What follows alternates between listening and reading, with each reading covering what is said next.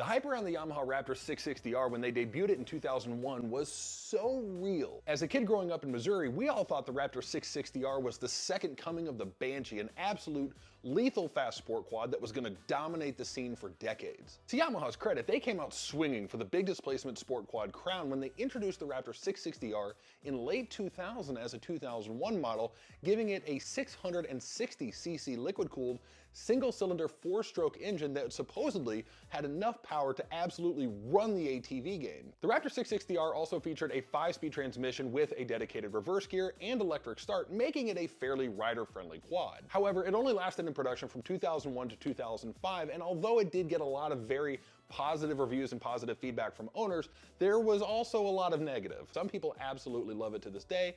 On the other hand, the earlier models were plagued with transmission issues as well as complaints about the dual carburetor setup. It was also heavily criticized for being a very top-heavy sport quad, especially compared to some of the other options that came a little bit later. Fast forward 25 years from its debut, and the Raptor 660R is still very much talked about and still very much loved by a specific segment of the ATV market. And as you can see on the screen here, there's no shortage of them for sale for fairly reasonable prices. Now remember, the Raptor 660R retailed brand new for the standard edition for $6,499 when new from the showroom. I believe you could also pick up a special edition Raptor 660R for right at $7,000.